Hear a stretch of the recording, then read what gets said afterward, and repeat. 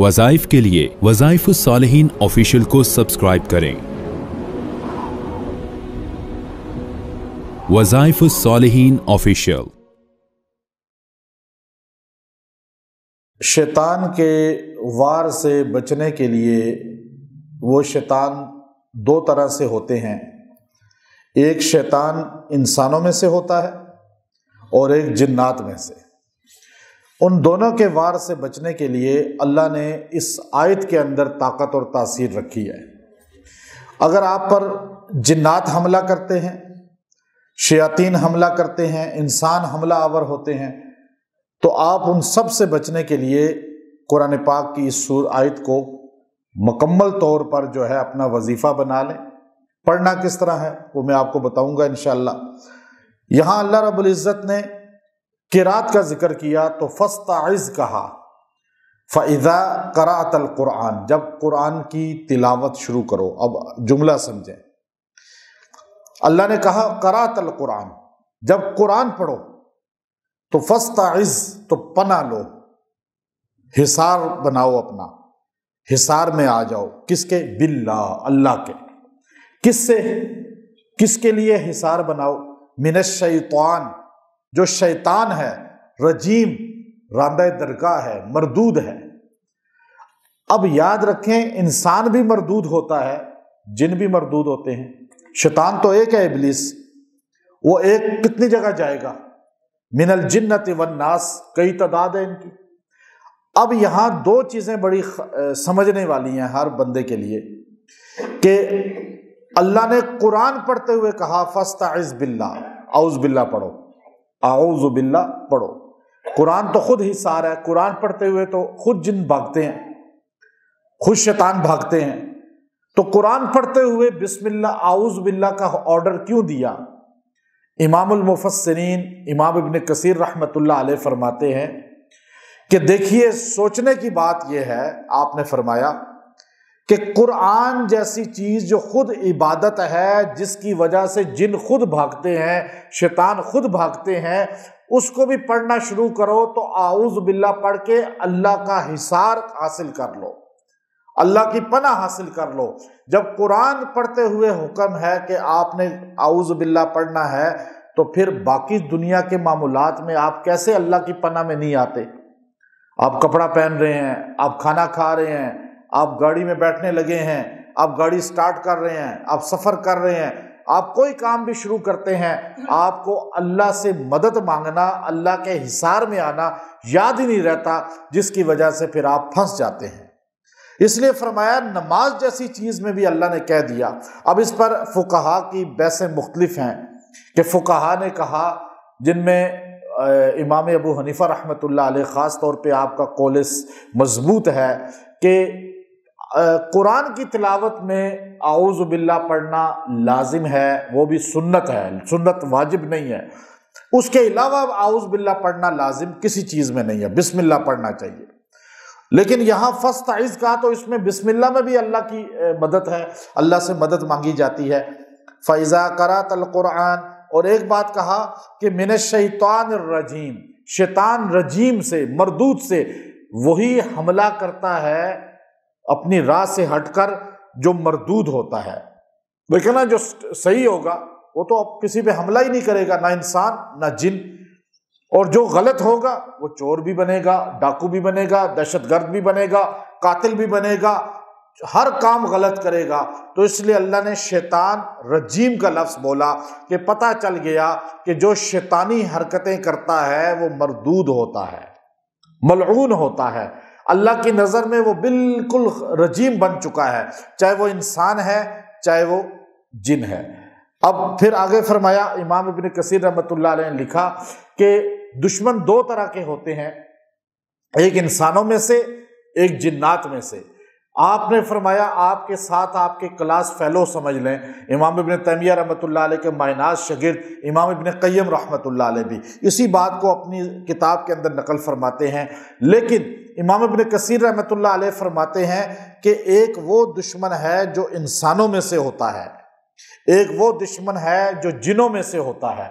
कहा कुरान पाक ने जो ये लफ्ज़ बोला, یہ جنوں کے لیے بولا ہے زائد تر، کیوں کہ انسان جو دشمن ہے اس کے لیے اللہ نے جہاد کا حکم دیا ہے، اللہ نے قتال کا حکم دیا ہے، اللہ تعالیٰ نے کہا کہ جہاد کرو، قتال کرو، اور وہ نظر آتا ہے، آپ کو پتہ ہوتا ہے کہ فلاں ملک میں ہے، فلاں شہر میں ہے، فلاں گلی میں ہے، فلاں محلے میں ہے، لیکن جن وہ ہے جس کو انسان نہیں دیکھ سکتا، انسان کو نظر نہیں آتا۔ اب وہ جن کہاں پر ہے، کس قبیلے کا ہے، کس حیت کا ہے، نر ہے مادہ ہے، نہیں پتا، تو فرمایا جو نظر آتا ہے اس کے لیے تو اللہ کے آرڈر پہ عمل کرو جسے قتال جہاد کہا جاتا ہے، اور جو نظر نہیں آتا تو اس کا سہارا پکڑو جو اس کو بھی نظر نہیں آتا، جو جنوں کو بھی نظر نہیں آتا۔ جن کو ہم نہیں دیکھ سکتے فرشتے دیکھ سکتے ہیں، جنوں کو ہم نہیں دیکھ سکتے اللہ دیکھ سکتا ہے، لیکن ہم اس کے سہارا لیتے ہیں، تعوذ کہہ کر پناہ حاصل کرتے ہیں جس ذات کو جن بھی نہیں دیکھ سکتے، جس ذات کو فرشتے بھی نہیں دیکھ سکتے، اس قوت کا نام، اس طاقت کا نام، اس ذات کا نام اللہ رب العزت ہے۔ تو اس لیے کہا فاستعذ باللہ، اس اللہ کی مدد میں آ جاؤ، پناہ میں آ جاؤ جس کی طاقت یہ ہے کہ جن تمہیں نظر آتے نہیں لیکن اللہ کو نظر آتے ہیں، اور اللہ جنوں کو نظر نہیں آتا۔ تو اب جن کیوں طاقتور ہوئے؟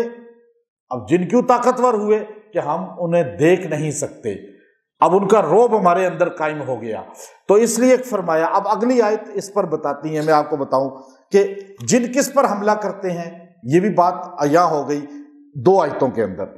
جن کمزور اعتقاد والے پر حملہ کرتے ہیں، جو اللہ پر عقیدہ کمزور رکھتا ہے، اللہ پہ یقین کمزور رکھتا ہے، چونکہ جن ہمیں نظر نہیں آتے لیکن اللہ کو تو نظر آتے ہیں، جنوں کو ہم نظر آتے ہیں لیکن اللہ تو نظر نہیں آتا۔ اللہ جیسے جن نہ نظر آ کر ہمارے اعصاب پہ حاوی ہیں اور ہم انہیں بڑی بلا اور طاقت سمجھتے ہیں، تو جن بھی اللہ کی قدرت کو مانتے ہیں، چاہے وہ کافر ہے یا مسلمان ہے، اللہ کا رعب ہے ان پر، دبدبہ ہے۔ جنوں میں اتنی طاقت نہیں ہے جتنا انسانوں نے مشہور کی ہوئی ہے، لیکن اللہ میں اس سے بھی زیادہ طاقت ہے جو قرآن و سنت میں موجود ہے، اللہ کی طاقت تو اس سے بھی زیادہ ہے۔ تو اب آپ دیکھیے آگے اللہ نے صاف کہا جن کس مرد عورت پہ حاوی ہوتے ہیں، کس مرد عورت پہ آ کے زیادہ اٹیک کرتے ہیں، اس کی وجہ یہ ہے انہو لیس لہ سلطان، انہو وہ جن، پیچھے جن کا ذکر تھا اس لیے وہ جن لیس لہ سلطان، وہ قدرت نہیں رکھتے، سلطان قدرت کو کہتے ہیں، وہ طاقت نہیں رکھتے، علی الذین آمنوا، کن لوگوں پر؟ جو ایمان والے ہیں، وعلی ربہم یتوکلون، اور جو اپنے رب پر بھروسہ مضبوط رکھتے ہیں، توکل کرتے ہیں۔ دیکھیں جو ایمان والا ہوگا اس کا اللہ پہ بھروسہ بھی ہونا چاہیے۔ ایک بندہ بڑا نمازی ہے، بڑا زاہد ہے، بڑا متقی ہے، پرہیزگار ہے، لیکن اس کا توکل نہیں ہے اللہ پہ اتنا، تو وہ بھی مار کھا جائے گا جنوں کے ہاتھوں، اس پہ جن کا اٹیک ہو جائے گا، جن اسے گمراہ کر لیں گے، جن اس کے سامنے آ کر اسے ڈرا دیں گے۔ لیکن جس کا ایمان کے ساتھ توکل بھی مضبوط ہوگا تو جن اس پر حملہ نہیں کر سکیں گے، آئیں گے بھی تو جن اس کے توکل اور ایمان سے ڈر کے بھاگ جائیں گے۔ پہلی تو بات یہ ہے آپ کو کوئی چلے کی ضرورت نہیں، کوئی آپ کو وظیفے لمبے پڑھنے کی ضرورت نہیں۔ اگر آپ کا ایمان مضبوط ہے، توکل مضبوط ہے، تو آپ جنوں کے لیے خود دیو بن گئے ہیں۔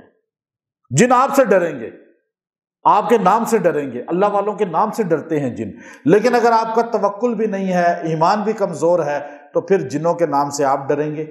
تو اب یہاں صاف اللہ نے بتا دیا جن کا ایمان اور توکل ہوتا ہے، جن ان کا کچھ بھی الا لیس لہ سلطان، ان پہ کوئی حاوی نہیں، یعنی جن کا قوت ارادی مضبوط ہوتا ہے۔ امام ابن قیم فرماتے ہیں قوت مدافعت، قوت۔ ابو ہریرہ کے سامنے شیطان آ گیا، شیطان آیا انسانی شکل میں، آپ نے اسے باندھ دیا، پکڑ کے باندھ دیا، وہ کچھ نہیں کر سکا۔ جب ان کا بڑا نہیں کچھ کر سکا تو چھوٹے جن کچھ کر سکتے ہیں۔ توکل، ایمان مضبوط ہونا چاہیے۔ پھر آگے فرمایا کہ پھر یہ کن لوگوں پہ اٹیک کرتے ہیں، کن لوگوں پہ حاوی ہوتے ہیں؟ فرمایا انما سلطانہ، یہ ان پر حاوی ہوتے ہیں، علی الذین، جو لوگ یتولونہ، جو دوست بنا لیتے ہیں ان کو، یعنی ان سے جا کے مانگتے ہیں، شرک میں پڑ جاتے ہیں، یعنی جو ان کا اپنے دل میں رعب پیدا کر لیتے ہیں۔ والذین ہم بہ مشرکون، اور یہ لوگ جو مشرک ہو جاتے ہیں، جس مسلمان کا عقیدہ کمزور ہوگا اللہ پہ، جس کا اعتقاد کمزور ہوگا، آپ دیکھیں گے وہ بندہ جو ہے وہ ہمیشہ ان چکروں میں پڑ جائے گا، وہ اس پہ جن آ جائیں گے، ہر وقت پریشان رہے گا۔ عقیدہ مضبوط ہوگا تو یہ چیزیں نہیں ہوں گی، عقیدہ مضبوط کرنا ضروری ہے۔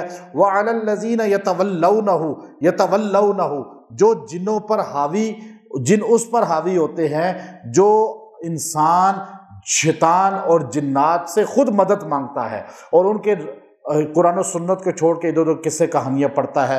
تو یہاں یہ پتہ چلا کہ عقیدہ مضبوط، قوت مدافعت مضبوط، تو جنات کا حملہ نہیں ہوتا۔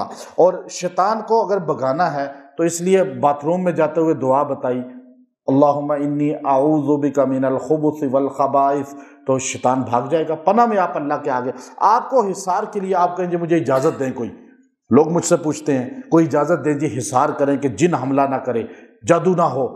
اللہ آپ کو اجازت دے رہا ہے، سرکار دو عالم صلی اللہ علیہ وسلم کی زبان سے قرآن میں اللہ کہتا ہے فاستعذ باللہ، میری پناہ لے لو۔ اللہ خود کہہ رہا ہے میری پناہ لے لو، حصار لے لو۔ کیا کرنا ہے؟ اعوذ باللہ من الشیطان الرجیم، آپ نے یہ پڑھنا ہے۔ جب آپ کو ڈر لگے آپ یہ پڑھنا شروع کر دیں، جب آپ دیکھیں کہ یہاں اندھیرا ہے، یہاں خوف ہے، آپ پڑھنا شروع کر دیں، اونچا اونچا پڑھنا چاہے شروع کر دیں۔ آپ کسی بھی جگہ خوف ہو آپ یہ پڑھنا شروع کر دیں، یہاں تک کہ ہمارے نبی نے فرمایا خوفناک خواب دیکھو تو پھر یہ پڑھ کے الٹی طرف تھوک دو، اس کی تاثیر غلط ختم ہو جائے گی۔ اعوذ باللہ جو ہے جب نماز شروع کریں تو اس سے پہلے ہے، امام ابو حنیفہ کے نزدیک پہلی رکعت میں اعوذ باللہ ہے، اس کے بعد نہیں ہے۔ شوافی کے نزدیک سنت ہے، ہر رکعت میں جو ہے پہلے اعوذ باللہ پڑھی جائے۔ اب آپ دیکھیے کسی بھی کام میں تلاوت سے پہلے اعوذ باللہ پڑھیں گے تو شیطان بھاگ جائے گا، آپ کا حصار ہو جائے گا۔ آپ وظیفہ کرنے سے پہلے اعوذ باللہ پڑھتے ہیں، حصار ہو جاتا ہے۔ تلاوت کرنے سے پہلے اعوذ باللہ پڑھتے ہیں، حصار ہو جاتا ہے۔ آپ جب بھی لفظ کہتے ہیں نا اعوذ باللہ من الشیطان الرجیم، پڑھنا بھی سیکھ لیں، الفاظ کو ادا کرنا بھی سیکھ لیں۔ یہاں ہمارے لوگ انڈیا پاکستان کے پڑھتے بھی ہیں، پنجابی میں ہے، پشتو میں ہے، پٹھان اعوذ باللہ کو بھی ایسے عجیب پڑھتا ہے۔ میں مسجد نبوی میں قاری بشیر صدیق صاحب وہاں کے ائمہ کے استاد ہیں، حضرت بھی 50 سال سے مدینہ منورہ میں ہیں، اور قاری بشیر صاحب کو بھی 50-60 سال ہو گئے وہاں پڑھاتے ہوئے، 80-90 سال عمر ہے۔ تو ایک عرب شیخ آیا ریاض سے، قاری، قرأت بھی آتی تھی ان کو تھوڑی بہتی، تو انہوں نے کہا جی میری اجازت آپ مشق سن لیں، کہا پڑھو۔ اس نے پہلے دن اعوذ باللہ پڑھا تو اس کو غلطی کہا، غلط پڑھ رہے ہو۔ 3 دن وہ اعوذ باللہ سیکھتا رہا، میں ان کے پاس بیٹھا سنتا رہا، تو وہ عرب ہو کر اعوذ باللہ کو 3 دن میں سیکھ رہا ہے، اور یہاں ہمارے بچپن سے جو قرآن پڑھا ہے وہی موت تک چلے گا۔ تو پھر کہتے ہیں جی حصار ہی نہیں ہوا، کیسے حصار ہو؟ قرآن تو پہلے سیکھنے سے ہی۔ تو اعوذ باللہ من الشیطان الرجیم جب آپ پڑھیں گے ایک دم یوں جنوں اور آپ کے درمیان ایک دیوار آ جائے گی، شیطان آپ کو دیکھ ہی نہیں سکے گا، آپ پردے میں آ گئے، آپ بالکل پناہ میں آ گئے۔ کس کی پناہ میں؟ اللہ کی۔ یقین جس کا ہوگا اسے جن کچھ نہیں کہہ سکتے، جس کا یقین نہیں ہوگا تو وہ 100 بار بھی پڑھے گا اسے فائدہ نہیں ہوگا، کیونکہ پہلی آیت میں بتایا قوت ارادی مضبوط ہونی چاہیے۔ وآخر دعوانا الحمدللہ رب العالمین۔